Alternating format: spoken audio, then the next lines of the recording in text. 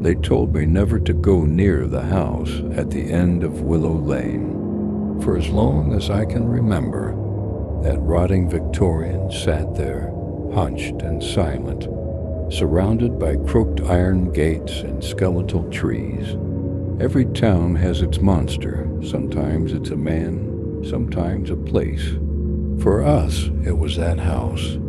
People whispered about the Miller family who once lived there, how they vanished overnight in 1896, leaving the table set for dinner, the lamps still burning. No bodies, no trace, just silence, and a house that never seemed truly empty.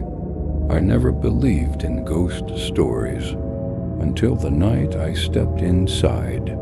The dare. It started with a dare, of course. Small towns breed boredom, and boredom breeds bad ideas. My friends pushed me toward the gates, laughing, while the October wind howled through the trees. 5 minutes inside, one of them grinned. "That's all. You come out, you win." I wasn't about to look weak, so I pushed open the iron gate. It screamed like a dying animal. The path to the porch was overgrown, but the boards under my feet didn't feel rotten. They felt tense, like muscles beneath skin. When I pushed the door, it didn't creak. It swung open too easily, as if it had been waiting.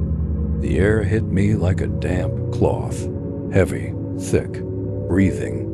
The first step. Inside, the wallpaper curled like dead flesh. The chandelier above trembled though no wind blew. The house was listening. Every step I took, the floorboards groaned, not like wood, but like ribs cracking. I glanced back at the door. It had shut itself. The knob twisted slowly, clicking into place. I was locked in. And then came the whisper, not from one direction, but from everywhere at once. Low, guttural. The walls shivered, and I realized it wasn't a whisper. It was a breath. The house was breathing. The hallway of portraits. I followed a narrow hall lined with portraits. Eyes that followed me. Faces that shifted when I blinked. One frame hung empty. As I stared, the canvas filled itself, slowly bleeding into form. A man in black with hollow eyes. His mouth stretched into a grin that didn't belong to flesh. And then his eyes moved. I staggered back, nearly falling. But the hallway had changed. It was longer now, stretching farther and farther until the end was swallowed in darkness. The house wasn't just alive, it was growing. The dining room. I stumbled into the dining room and froze. The long wooden table was set for 6, plates polished, wine glasses gleaming. But the food was fresh. Steam still curled from roasted meat. The smell of iron, blood filled the air. Chairs sat pulled out, waiting. And then I saw them. 6 shadows sitting at the table, formless yet heavy. Their heads jerking as if they had once been people, now reduced to nothing but outlines burned into reality. One chair was empty, at the head of the table, waiting for me. The chandelier flickered, and for a heartbeat, I saw faces, sunken eyes, torn lips, skin peeling like wet paper. The Miller family. I ran. The house moves. Every corridor twisted under my feet. I ran left, the walls stretched, swallowing the doorway. I ran right, the stairs uncoiled like a spine, pulling away from me. The house was moving. It didn't want me to leave. The whispers turned into words, low, rumbling, endless. Stay, stay, stay. The walls pulsed. The ceiling dropped lower. I could hear a heartbeat, not mine, but the house's. I clawed at the windows, but they were no longer glass, only black, wet eyes staring back. The basement, I don't remember deciding to go down the stairs. My feet moved without me. The basement reeked of rot. The walls were slick, breathing in and out. Pipes dripped red, thick, and warm. In the center stood a furnace.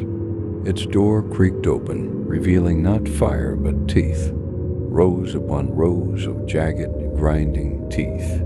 Bones littered the floor, human bones, gnawed clean. Something moved behind me. I turned and saw the portrait man. Hollow eyes, grin stretching, taller now, his body stitched into the very wall. His arm was the wall. His mouth was the ceiling. He whispered without lips, "You are home now." The escape. I don't know how I ran. Maybe the house let me. Maybe it enjoyed the chase. I crashed through halls that folded like lungs, staircases that split and rejoined. Doors slammed, opened, slammed again. My hands bled against the walls, but they only pulsed harder, drinking me in. And then, suddenly, I was outside. The door slammed shut behind me, rattling the windows. The house stood still, quiet, dead once more. My friends were gone. Hours had passed, though I'd been inside only minutes. In my hand, I clutched something. A fragment of wallpaper, curled and wet, pulsing faintly like skin.